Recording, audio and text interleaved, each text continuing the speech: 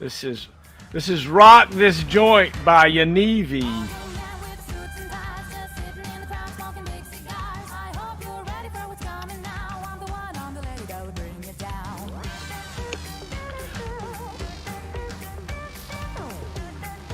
I've got some reactions, right? I can make you cheer. Oh yeah. Yeah. Special reactions. Yeah, it's one of the things of this app that we're using right now to go live with. So we're listening to Rock This Joint, everybody, by Yanivi. I'm here with Sergeant Chris Hill in the United States Army. And let me show you guys a few things, if you don't mind. This is Rock This Joint. Let's see. Share screen. Chrome tab. Donor template. Right there, look at that, people. There's our donors, our basic donors, our senior donors, our master rated donors. Thank you so much for all of our donors. Sergeant Major Fernandez, thank you, Sergeant Major. I appreciate it. Thank you. Sergeant Major Ross, thank you. We appreciate your great donations. Archer, you're the man, dude. Thanks for getting those T-shirts and things. If you would like to get T-shirts, here's where you go. Let's grab that one. Let me show you what we got going on with our look, these are some of our products here. We've got the Marshall in the middle sweatshirts. We've got the Audacia t-shirts, and we've got coffee mugs. We've got some formerforce.com products. We've got some, All-American sweatshirts with master wings. And, we appreciate your support. Thursday night, I want to talk about our guest real quick before we get started. But Thursday night, we're going to be talking to Captain Retired James McCormick. This guy has 3 Purple Hearts. He's got 3 Bronze Stars with V device. He's only got 1 Silver Star, though. He could have stepped it up with the Silver Stars, I think. But he was a student of mine in the Officer Basic course. And, I tell the story about how he, just go to the website and read the story. Go to our little thing about him exhorting his peers. Basically, the long and short of it said is, I hope you end up with a platoon full of soldiers as sorry as you are. And I'll never forget me and the captain there looking at each other going, man, wow, I love this. And that's who we're talking to Thursday night. So come hang out with us, and we'll really have a good time. So let's see. Let's hide that. It's me and Chris Hill tonight, and I'm looking forward to it. He was a sergeant in the United States Army. You were an air defender, right? You were a Patriot guy, right? Mm-hmm. Yep. Oh, wow. So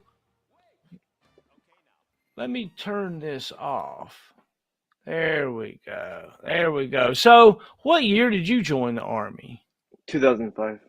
Oh, okay. Yeah. Okay. August. Tell me about yourself. Tell me where you're from. I am from Richmond, Indiana. Kind of like on the border of Indiana and Ohio. Yeah. What's it like to be from Richmond, Indiana? Is it I'm like I'm from Dothan, Alabama. If you ask what it's like to be from Dothan, Alabama, all I can really tell you is Circle City and peanuts. Mm-hmm. What about where you're from? There's not really much of anything there, honestly. I mean, it's a kind of not like a small town. I would say it's like barely a city. Oh, I wow. mean, there's nothing really much to say about it. No one's gonna know what Richmond is. Yeah. Did you? Like the only thing they would know is like Indianapolis, and that's what we pretty much refer to as. So. Cool. Did you grow up in a neighborhood, or was that your whole life there? Your whole childhood was brought up in that small town? Mm-hmm. Yep. That's where I joined the Army at too. Oh, wow. So tell me, Okay, so you describe yourself as being from like Nowheresville, or no, you can't even describe what it's Friend. like to be from there. So now, what's it like to be from Nowheresville? Um, I mean, honestly, I guess it's changed a lot, but from back then, I mean, it was all right. I mean, I didn't really know better because I mean, I hadn't really been at that time. I hadn't really been anywhere else until I joined the army. So Right, right, yeah, right. Were you good in school? Were you ball player? Were what kind yeah. of things I did you actually, do? yeah, I was all right in school. Played. I got to play football for my high school for a little bit. Um, I mean, I was pretty, at the time, pretty small, So, but yeah, it was fun. Played a little football, and then graduated, and then a little bit after that, that's when I left to go to the army to get away from there because it seemed like everybody who stayed there, it seemed like they all either went on drugs or I don't know, just like went down a bad path. So I wanted to Yeah, get well, away. there's a lot of people that describe that, right? Yeah. It's like there's a country song, talks about it. If you leave town, you never come back. Hmm. Then so that's kind of, you saw that as a gateway to success, was getting out, right? Yeah, yeah. And I So was like did the you? only I was the only person in my family that to ever even leave Oh like that. wow, Yeah, yeah. oh wow. So if you didn't join the army, what was the second option? There was no second option for me. I just wanted to get away. I always did Yeah. because so when I was originally trying to go in the Air Force. So what happened was I was driving past the recruiter's office because I was trying to go find a job. Because the job I had, I hated it. So I wanted like, okay, I want to go improve, do something better. And I remember just driving around trying to find a job, something else to do. And then I just happened to see, the recruiting station. And I was like, oh, let's go check this out. So I originally wanted to go in the Air Force, but they said that the boot camp, they had a waiting list. And then he said, I'm like, well, like I'm looking to get away like ASAP. And he's like, okay, well, you know what? Like, you want to go in the army? Because they'll take you. I'm like, yep. So he escorted me over to the recruiter's office, and they sat me down, and bam, I left like I think a week and a half later Oh to wow. basic. Yeah, You were ready yeah. to go, and they were I was ready to ready to take go. you. Yeah, oh yeah, absolutely, yeah. So tell me about like that process of joining. You're choosing your MOS and all that stuff. You said you come in 2005. Yeah, Oh wow, tell yeah. me about that. Um, yeah, so I mean, I just took the ASVAB, and then they give me like I had like option of being like Cav Scout, like MP, some other random MOSs, and then he showed me like some like the video of the 14 Tango one. I was like, heck yeah, missiles, So I chose that one, and then no, actually, sorry, I got that. I completely missed something. So when he showed me, he was actually showed me the 14 Sierra one, and I was actually gonna go do that, and then I don't know what happened. I think it was because he said there was a bigger bonus for being a Tango. So I changed my mind to be a Tango instead because I was like, oh, I want the $10,000 bonus at the time. But yeah, if it hadn't been for that bonus, I would have been a 14 Sierra. Bait and switch. They bait Yeah, and switched you, man. yeah, they did. They got me. Yeah, So you got the bonus. You came in as a 16 or 14 Tango back in yep. the day, Hmm. and what was that like? Did you do good in the army? Did you find a place that you felt comfortable? Yeah. I mean, basic was pretty easy. I mean, there was obviously. I mean, my biggest struggle in basic was the ruck march because my shoulders were like really like soft and weak and all. So carrying that rucksack around for a mile, like digging, I felt like my shoulders were crushing me. But other than that, everything else is pretty, I guess, simple. So, um, and then yeah, after that, went to Bliss for AIT, and uh, and then I actually was stationed at Bliss for with 552 right after AIT, and then that's before we all went to Korea in '06. Oh But yeah, yeah. it was kind of a shock to the system, for me because um, just I guess like all the authority around you, and I hadn't been used to that. Trying to adapt to the army life, and so it was a struggle at first, but obviously adapted to it. So Yeah. I always thought you were a great soldier, right? I thought you did great. What unit were you in? I've actually was several units actually. I mean, I was with Alpha 552, and then that's when we went to Korea. We left in of '06, came back in '07, went to Hood, and then we were 2-1 obviously there. I was with I don't know if you remember First Sergeant Williams at the time, Oh Alpha yeah, Battery. Yeah, great guy, yeah, great yeah, guy. yeah, yeah. So I was with he was one of the best ones I had. But yeah, um, and that's where I had met you for the first time. Is I think that's when you were on Bravo First Sergeant. Right, Yeah, right, yeah, yeah. yeah. So tell me what you thought about all that stuff. So you were part of a so I guess let's set the stage. You were part of a group of us that were selected and we trained up, like 6 to 8 months ahead of time, and then we went to Korea all together. Mhm. And then we were supposed to come back to Fort Bliss when we left, but they changed on us and we Right. ended up going to Hood Mhm. all together. It was really a really cool kind of group, So, Yeah. you were part of Alpha Battery, you were at Camp Carroll where we were. Yeah. Well, at first we went to Suwon. We were at Right, right. Suwon at first, and then we got switched to we all got sent to Carroll for the remainder of the time. Yeah, But yeah, yeah, I mean, and like I had told people about that whole thing, like after I had gone to different units, talking about like that whole situation, and they're kind of like taking like that never happens, the whole unit doesn't go to Korea and come back, and that doesn't happen. Yeah, it happened to us. We all stay together. And there's at least like a dozen, maybe even more than that. The same guys. I was with the same guys like like Redmond and some of the guys you talked to. We were all together from like '06 until like '09. oh yeah, right. Yeah, so we went everywhere together.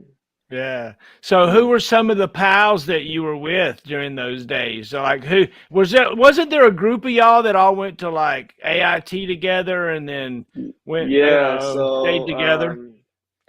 I remember I went with like Redmond was one of them. I don't know if you know Mason Miller. He was with us. Brinkman. Oh, we're all there's a bunch of us. I can't remember all the names. It's been a Oh while, but yeah. yeah, there's a Oh bunch of yeah. us all together, and we all went from AIT together all the way through, pretty much the end of '09. Oh, that's great, right? Yeah, Do you do you remember some of the crazy times? The party times. Do you remember any of those? yeah, yeah. I remember. One thing I remember the most is in Korea. I think it was in yeah. This is at Carroll. There's like a big old battalion brawl.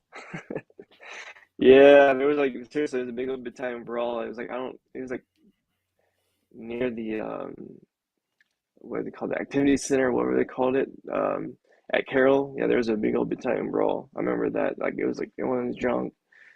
Yeah. So yeah, I mean, that's one of the things I remember the most. And then you know, that was pretty much all there was really to do over there was just pretty much drinking. I mean, it seemed like, and going to the Ville, going to different like Humphreys, whatever, Rosan.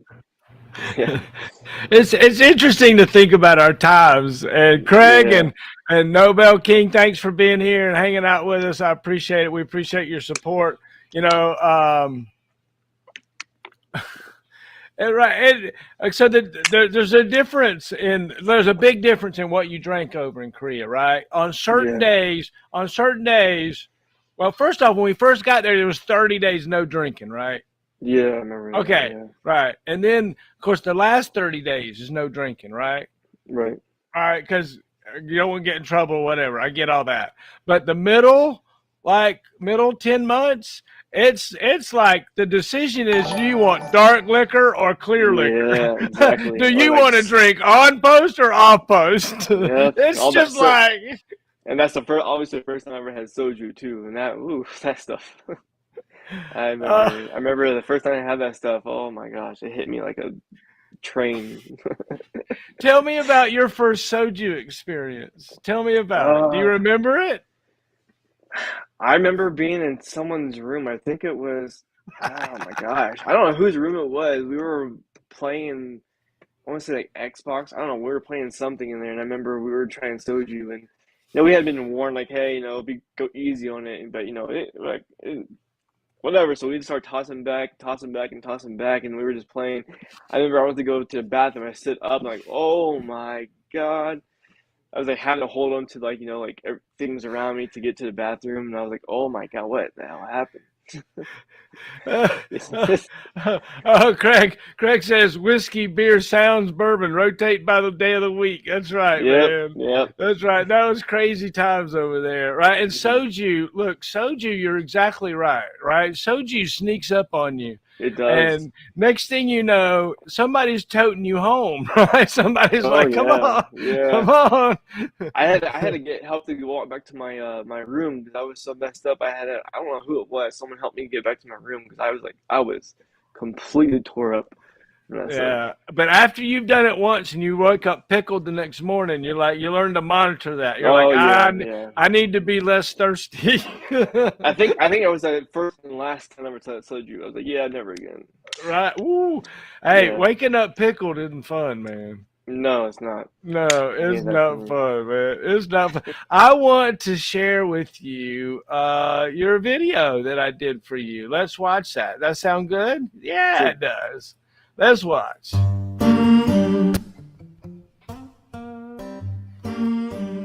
Ain't Looking Back by Richard Farrell. I'm with Chris Hill on Heroes Live. Got the feeling in your bones, make you feel right at home. Honey, does it well, keep me dancing till I'm dead. 'Cause I could run a mile like this, head over heels, feels like this. The sun has got me on my track, I ain't never looking back.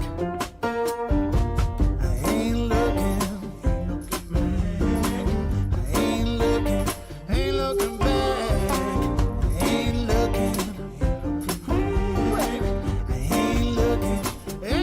back.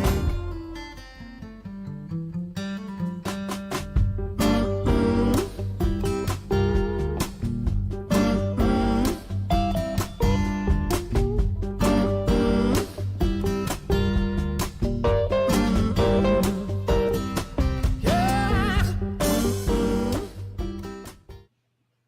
Ain't looking back. Ain't looking back. So that was so cool to be able to steal those pictures from your Facebook and Yeah. put them up there for you. I Yeah, hope you I was enjoyed that. surprised. Yeah, I saw that. I was surprised. Like, oh wow, he got. I don't know how you got those. I forgot a lot of those were even on there. Yeah, yeah, man. Yeah. It's really cool to see you and your beautiful family and look back on those days in the past. There was a picture on there of a guy with holding a rifle that I believe that guy maybe means something to you in some kind of way as a buddy of yours. Yeah, it was no, it was just a guy I was in Korea with. We were doing some sort of training to exercise, and I was behind him in the picture. I was picking up ammo, and I I got just you. it's just yeah, it's just a picture of one of the only pictures I had, at that time. So yeah, I have I got you. yeah. I got you. It's interesting what you learn from just looking at somebody's Facebook and what you picture about the story behind the pictures are. Is Hmm. there any particular stories that slideshow brings up? I see your beautiful wife and your children there. Yeah, I mean, my most of my memories is from when I met my wife. Um, and then I have my kids. When I met my wife, she had her two kids, and they became obviously my stepkids, and they were a big part of my last, I guess, like 4 years, 5 years in the army, and yeah, and that was one of the main reasons why I got out because I was like I wanted to just focus on family and not be go overseas or deploy anymore. So. Um, yeah, I mean, there was some good times and some, I guess how they say it, the best worst times. Yeah. So Yeah. yeah, looking back at those times. Yeah. So tell me what you remember about like the best of the worst times. Do you remember a particularly hard day? Um, I mean, yeah, I mean several of them, but I think one of the hardest times for me was when the old 552 and 2-1 when we all kind of dispersed and broke up because I mean, like I said, we had been together from '06 through like pretty much '09, and then we all started, just going our separate ways after we went to Korea that second time. And that one was, I mean, that was a little not really like hard, but it was just, I was so used to the same guys, like just very used to the same like pretty much leadership as far as like NCOs and officers. I mean, there was, onesies and twosies who came and went, but sometimes we had like majority of the same people, and you're just very used to them, and you just had like a really tight bond. And then when we all dispersed, and having to you know go from a unit you've been with for a long time to a brand new unit, new faces all together, no one that's familiar. It was a little bit of a shock, I guess you could say. It was like trying to adapt, like, okay, I have to get used to a whole new set of faces and personalities, and so that was one of them. And then I think another one for me was uh having to leave because my wife and I, we met at 2012, and when we had met, and I had to go to Korea for the third time, um by myself. It was an individual PCS this time, and that was a hard one because it was I had to leave my brand new fresh family behind, and be with brand new people, so it was kind of like a double whammy for me, so those are probably the only times I can remember that were the worst. I mean, there's definitely other ones, but it's just sporadic moments. Were you good with your weapon? Were you like a good shot? I was kind of hit and miss. Like I'd have my days, and then I would have good days where I'd almost get expert. I was never like that great, but then I had my times where it was like complete failure. I tried to shoot that weapon, I could not group for crap. Could not qualify, just frustrated and all. But yeah, I mean, it was just kind of hit and miss. Like I said, I had my times where I would probably get like, I think my highest was like 38 out of 40. And I had my times where it was like maybe like five. I'm like, oh my gosh, going 5 out of 40. That's bad.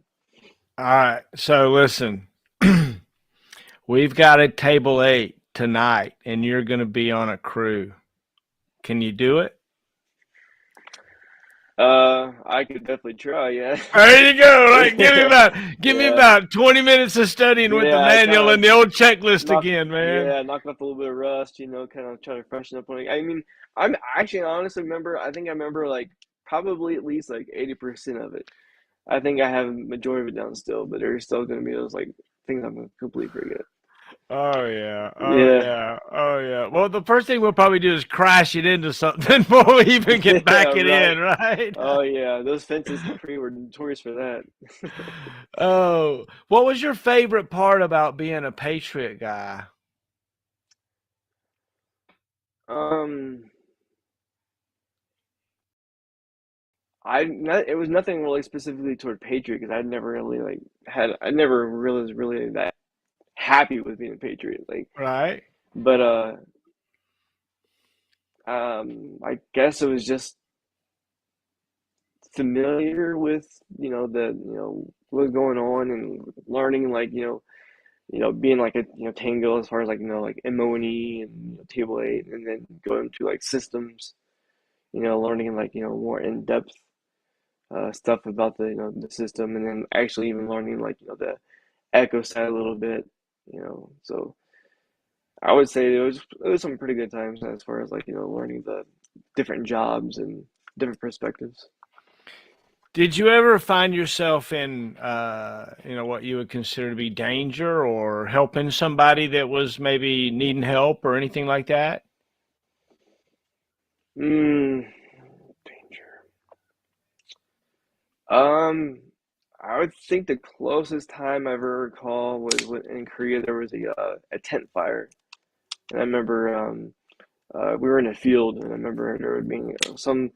It's very like vague in my mind, but I remember being in a tent fire, and I remember it was, I believe, I want to say fire control was in the tent, I think, or so, I don't know, maybe it could have been support. But anyways, the tent had caught on fire. I think it was like the potbelly stove somehow caught fire, and so yeah, uh, we had to wake him up and try to get him out of there, and that was probably like about the closest time I could really think of, as in like a dangerous situation like that.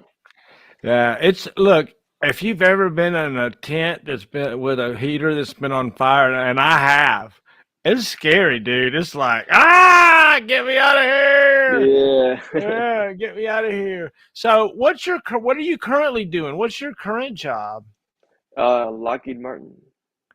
What do you do with Uh, Lockheed? it's just it's helping with like blueprinting, like designing blueprints for Awesome.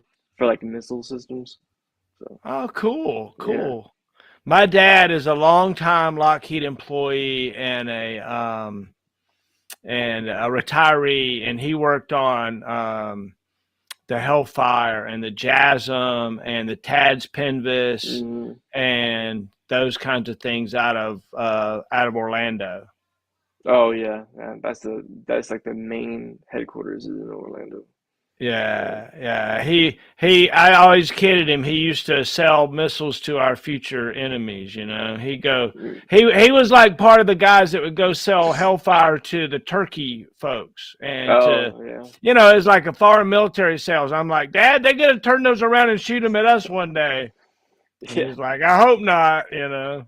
So Yeah. anyway, yeah, good old Lockheed. I appreciate the ability to maintain our safety. I definitely do.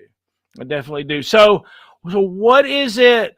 What was it like to make a decision to get out of the Army? You talked about that a little bit. You kind of hit on it, that it was a family decision, right? We all agree family first. Yeah. Well, I was originally just going to serve initially just 3 years and get out, and then I re-enlisted for another 3 years, and then I re-enlisted for another 3 years. So I did a total of 10 years. Um, I guess it was just I just felt like I wasn't really progressing as fast as I wanted to. Actually, I mean, it was really um, unfortunate because I had been promotable, sergeant promotable like 3 different times, because I got promotable, and then I there was something to do with like the promotion point worksheet, and then something happened, and then I had to go back to the board, and it just like seemed like whenever I wasn't promotable, the points would drop, and then whenever I got promotable, the points would rise back up, and it's like I I had remember those college. days.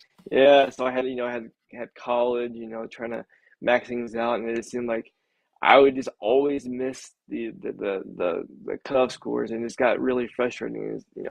I felt like I I know how the army works. It's a point system, and then of course when you get to senior level, you have you get um, you get selected, DA selected and all. But I guess as for me, it was just I just felt like maybe I was just kind of getting burnt out, after a while. And then for me personally, one of the biggest reasons I got out too is because I just didn't really like to, I feel like I was babysitting more than, being a soldier, and that collectively. And then, uh, and then it got to a point where, I remember my commander, no, it was my first at the time, said, all right, what's your plans? Because, you're hitting that 10-year mark. He said, you're going to get to that point where you're going to have to choose to stay in def or get out. And I got, really thought about it a lot. I'm like, yeah, I think it's my time to get out. Just, I think, 10 years for me was long enough. I know people do a lot longer, but yeah, Yeah. that was my time. So, Amen. Yeah, I get it. I get yeah. it. Thanks for your service. there's a lot of folks that do. I did 22 years. People are like, why didn't you do 35 years? And I'm like, I don't know. My time, it was time. It was time. And so we all have our reasons, and many times we all have something driving us that we don't understand. Even we just don't get it at the time. We just know that there's a reason that we're doing it. We're not sure, but it kind of reveals itself later, Yeah, Many, I actually had it was a buddy of mine. He used to be a career counselor, and I remember him telling me something like, one thing you can always think of, if you try to, I guess, figure out if you're going to stay in or get out is, if you feel like you're losing that flame, you're losing that fire, that, like, if you come to work, kind of not have to be motivated, but then feel like, okay, I can do this. I get to a point where I was just dreading every day. So I was like, yeah, well, I know if I'm getting to this point and I feel miserable, it's time for me to go. So, yeah. I would think that being a missile blueprint designer might be kind of a boring thing to do. It's like, oh, look, we changed the blueprint. We're going to move the X wire over here. Yeah. But I mean, I'm also not going to the field anymore, doing staff duty, all this other crap. So yeah, there's plus, there's pros and cons to it. Amen. Yeah. I totally agree. So brag on your family for me, if you don't mind. Okay. I have my wife, Rebecca. She's a year and a half younger than me. She is actually going to, she just restarted school. She's going to go for her nursing degree. So, proud of her doing that. And I have a 14-year-old daughter. She's in middle school, about to go to high school. It's crazy to think of her going to high school already. Yeah, she's about to hit high school. So that's a big change. And then I have a 12-year-old son, and he's about to start football soon. So I'm looking forward to trying to help him and teach him as much as I can and go to his games and watch him, kind of like, relive my, football days. And then I have a 6-year-old daughter, Aliana. She's the funniest little girl I've ever met. I can definitely say that, and I'm not even being biased. She's really funny. She's I don't know, she just says things at the right time. I don't know, it's just her delivery on things is really funny. So she's a handful, but yeah. And then I mean, they're just good. I mean, like, my wife was extremely supportive when I was in. She never complained about anything. I mean, obviously when I went overseas, it was hard on her, but I can't ask for a better wife. She was absolutely amazing, and she's supportive, and she she never gave me nothing to worry about, and she took everything at home, and she was always there. So, and then my kids, I just feel lucky and blessed that I have good kids. They get really good grades, and they're great kids. I can't ask for anything better. Was there a particular mentor in your life, maybe when you were growing up, or in the Army, or anybody that really stood out as being somebody that you look to? Yeah, I actually had a few of them. I mean, I had like some of my first NCOs.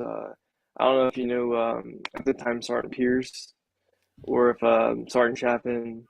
Yeah. Those were my first NCOs, and I had them for a while actually, and it was good because when I grew up, I didn't my dad was he would have been much better off not being in my life, but so for me coming in the Army, I had to sort of learn everything as far as like trying to be responsible and all, and I learned a lot. Pretty much everything I know now is pretty much because the Army, or different mentors along the way, because like I said, I didn't have a good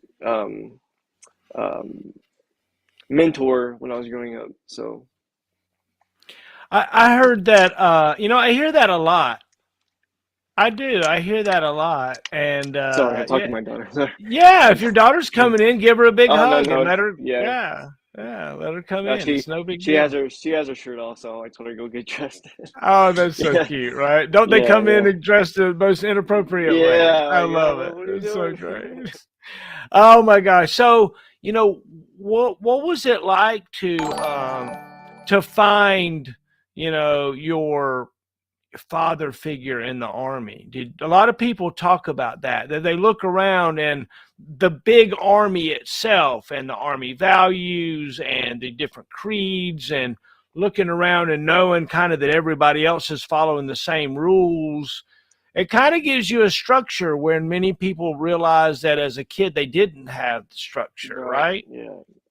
Yeah. I had no structure as a kid. I came in the army pretty much lost in the sauce because I was never taught anything from like my dad or anything, and it was like a lot of bad experiences as a kid. So when I came to the army, I was pretty much having to learn a lot of things that a lot of the guys that I came in with had already known, or it should have been like common sense. So, I pretty much had to just learn from different people, like, asking questions. I was a big observer, I watch people, observe what they do, how they act, how they react to certain situations. And that really helped kind of mold who I am now. Because, like I said, if it wasn't for the army, I definitely would not be where I'm at now. Because I had to learn, and I was really fortunate enough to meet some people along the way to help shape me. Um, so yeah, and now I can actually use what I learn and teach my kids, in a way that I never got taught. So Amen. yeah, Amen. Yeah, that's a wonderful thing to be able now to give back. Who was it specifically? Do you remember somebody in the army that other than you say your first two squad leaders, was there somebody down the road later that you can remember, maybe a higher leader? Do you remember any officers that stood out to you when you were in? um, yeah, there was some who were who kind of took me underneath their wing. There was a captain, because when I went to Kuwait with from Fort Hood. That was in 2014. No, 2014. I went to Kuwait. And I was in actually it was an S3, and I worked with a captain named Captain Schaefer, and he was really good at, as far as like kind of gave me a different perspective as far as the different than like NCOs do. He kind of just he was very laid back, but he was very like smart, and I looked up to him a lot. He knew that um, I was like really like trying to learn everything I could, and he'd always pull me to the side and talk to me and just try to offer me advice and try to help me learn from other I guess I learn his perspective, so I can kind of pick it and hey, I want to be like that, or I like the way he thinks on this. So um, and then um, let's see. I know there's some other ones, but honestly, remembering names for me is hard. So I bet, yeah. I mean, there was a lot of people who I learned from, in the course of times, even toward the end. I just can't remember names very well. It's very hard. Oh my gosh. So Yeah. do you remember the longest night or the hardest convoy or the coldest time you were, or the time you were stuck on the side of the road for so many hours you thought you were never going to get picked up? Yeah. Actually, I know one of the coldest times I ever been was when we were it was it I know Korea the first time, and like I think it was like '06 that first time I went to Korea. I remember being at Suwon going to the field, and it was miserably cold. I remember waking up, we'd wake us up and try to get out of the sleeping bag, and like cold air rushing you, and like, oh my God, it sucks. And then I remember being in a Humvee, and I remember we were transporting something. I don't remember what it was. It could have been ammo. I don't know what it was, but something had happened. I think like the engine started smoking or something wrong, and so the heat went out, and it was like literally like crazy cold outside. We were trying to figure it out, and we were all kind of grumpy because it was like probably like 3 in the morning, It's like really windy, blowing, and I remember just being like we were all miserable, and it was just frustrating because we were trying to figure out what to do because we were pretty much like in the middle of nowhere. So we're like, what do we do? And it sucks. We sat there for probably a good 2.5 hours. I mean, it was cold, even being inside the truck, but there was no heat. So we were just trying to figure out a way to stay warm. And um, um, it seemed like pretty much most of the hard times was pretty much in Korea because I don't like cold. I don't like the cold that much. So the cold to me was one of my biggest struggles because being that cold just got me frustrated all the time. So yeah. Do you remember getting your Table 12 award in Korea? Your unit Yeah. did that, didn't you? Yeah. I don't remember, honestly, I don't remember where it exactly was. It's either Korea or Hood. I think there was a time at Hood when we had First Sergeant Williams, and I want to say what was his name? Captain Little at the time. I think that we had a Table 12 banner from that one. Um, but that was like I think it's the only time in my 10 years that I already was part of a unit who got the Table 12. Oh That yeah. was that was a hard thing to accomplish. I mean, it was Oh so yeah. tedious. So I remember it being a headache. I mean, we almost sometimes it seemed like lucky even Table 8. Like Table 8 sometimes was a task. So Yeah, Table right. 12 was like, whoa, my gosh. Yeah. Oh yeah. So I was that was that's one of my proudest accomplishments to have my unit Table 12. I mean Right. that meant we had to be stable. I mean we had to have people in the right places and no it was a tough train to get through, but we did it there in Korea. And Hmm. I was. Do you remember some teams that you've been on throughout your life that you're proud of being on that team?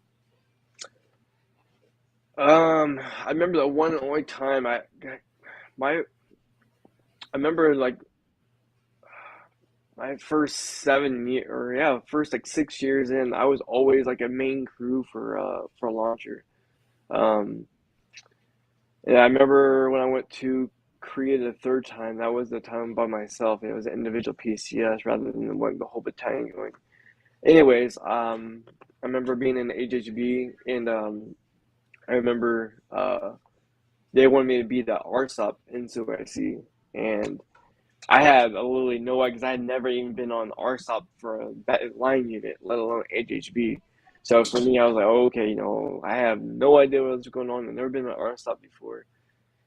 But I just dug into the TCs, the manuals, whatever they call them now. I can't remember the name. But anyways, I just dug into those, and then I also asked for advice from people who I knew had done it.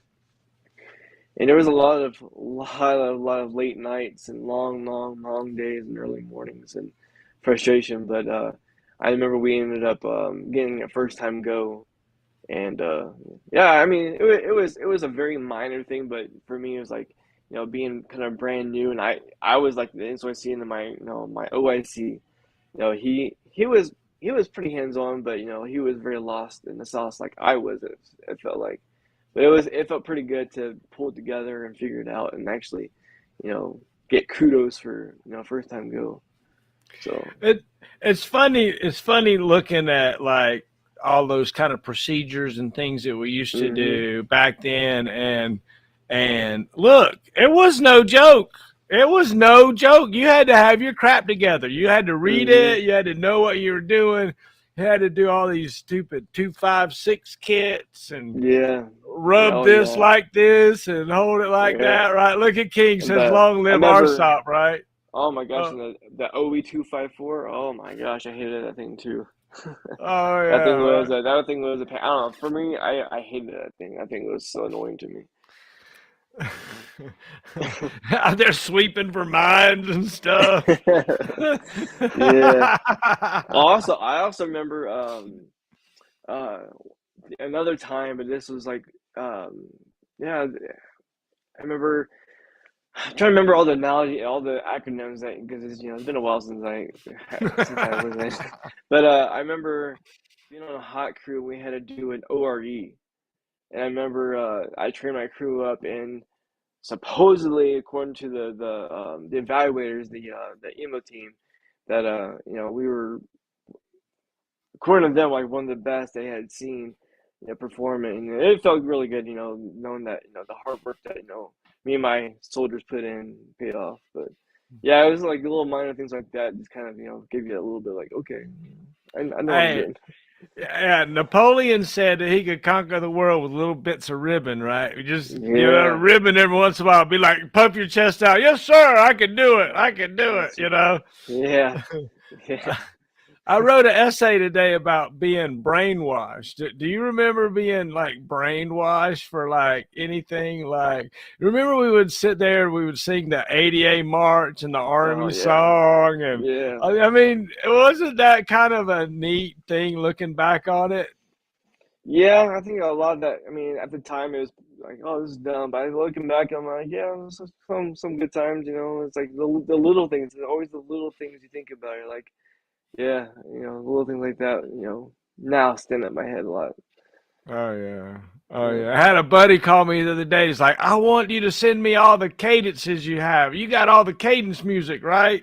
I'm like, I'm gonna look for it, buddy. I'll try to see if I can't find it for you. He's like, can you send it on cassette tape? I'm like, I don't know about that, man. Cassette tape. That's old school. He lives out in Arkansas. He lives out in the woods of Arkansas. Oh yeah. Actually, I'm just kidding. I'm just making that up. He wants a thumb drive, Oh. so I'm gonna send it to him on thumb drive. You had me convinced. Like, wow, cassette tape. No. Oh my gosh. If you could go back and like, you know, relive a particular time in your life, not necessarily in the Army, but just go back and experience that time again, maybe even as an observer, is there a time you would go back to? Hmm. You mean like good times or bad times? Whatever Or you either? choose. Yeah. Honestly, I one thing I miss the most, and it's like one thing always things in my mind. I miss the camaraderie with like all the old 552 and 21 guys. But I miss all those guys. We were like I said, we were together for a long time. So that I sometimes like wish we could go back and maybe interact more, or do more, hang out more, make better bonds. But yeah, that's probably one of the times I can think of that I would go back and just kind of relive it, or just kind of like, oh yeah, I remember this, remember that, just kind of reminisce about, the old days. There are certain units and certain times in the Army that are magnetic, that like everybody's drawn to, that everybody remembers, that is something that was critical for a large number of Hmm. teammates. And that's kind of what you're describing there. And also a lot of people describe that when they leave that place, especially if they had a very cohesive unit in the beginning, Hmm. that no place else ever measures up, that Yeah, it's yeah, like you're always looking for that next exactly. best high, right? Yeah, I remember. Yeah, because that leaving that unit, like I said, it was just a really, really, like, to me, like a monumental change, because I mean it was just like, it just everything was tight. We were like a tight knit. We everybody knew everybody, and it's just going to another unit. You're always seeking, like, having a great first sergeant, great commander, great command team, platoon sergeant. And I remember when we had dispersed. I got orders to go back to Bliss, and my unit I went to was a Bravo 552, and that honestly was probably one of the most difficult and ate up units I had ever been in. Because so what happened was they all had just gotten back from I want to say Kuwait or some I don't know, UAE somewhere. And I remember, I mean, everyone would like, it was like so what's the word, like, it was so many like positions missing. We had like an E7 acting first sergeant, and you could tell he was lost. He had no idea what he's doing. And then our commander, she was a nightmare, absolute nightmare. And then we just didn't have enough personnel, so it was just like, you were just overwhelmed, and it was just like, I was so frustrated, and like, because that was like my very first unit after being in that, the best unit I had ever been in, the best, battery and group. So being in this new one, I was frustrated because like I have never experienced something like that. It was so like it was a bad situation. Like everybody was stressed out, no one was happy, and we had a lot of people. We actually had a few soldiers go AWOL because there was just like horrible accountability, horrible leadership. It was a mess. But I luckily was able to talk to an old first sergeant. He was in 11th Brigade HHB, and he was able to get me transferred to 143 at Bliss. So, and then when I got there, it was so much better. It's kind of like it wasn't as good as the first unit, but it was still a lot step up better than the unit I was assigned to initially after getting back. Amen. Yeah. I've had a good time hanging out, telling stories. Is there something that maybe we haven't touched on that you might want to tell? A story maybe we haven't told, or is there anything I'm missing that maybe would be beneficial to bring out?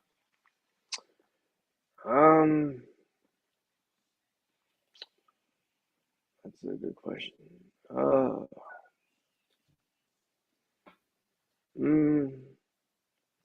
No, nothing I can really think of. No, I mean nothing that's like stands out or anything special. To really share. Just random moments and times.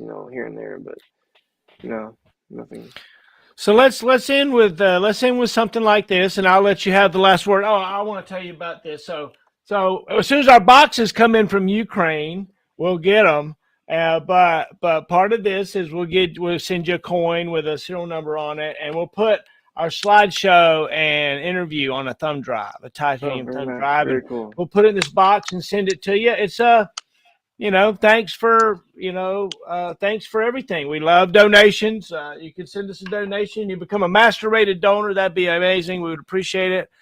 But tell me a last word and think about also how you might exhort that son of yours as he becomes your mini me, and encourages and does things. What kind of message would you give to him?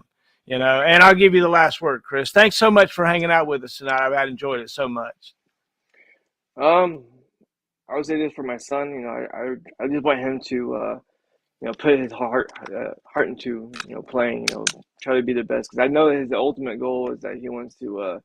I think it's mostly all kids that go that play football. Like, oh, I want to be in the NFL. That's the big dream. But I don't want to put the idea in his head that it's not gonna happen. It's hard work. You're gonna have to put a lot of time and passion into it. But I like to see how far I can get with it, and then just want to do a shout out to all the old 552 and 21 guys. It's been a long time. I hope everyone's doing really well, and I'm always here for anyone if they need something. I'm here, and I reconnect with people I haven't seen or talked to in a long time. So if this opens doors to reconnecting, then hey, that's perfect. So shout out to all the guys. Amen. I love it. Thanks for hanging out with me, Chris. I enjoyed it so much. Yeah, thank you for having me. Oh yeah, man. Hit it, boys. Rock this joint.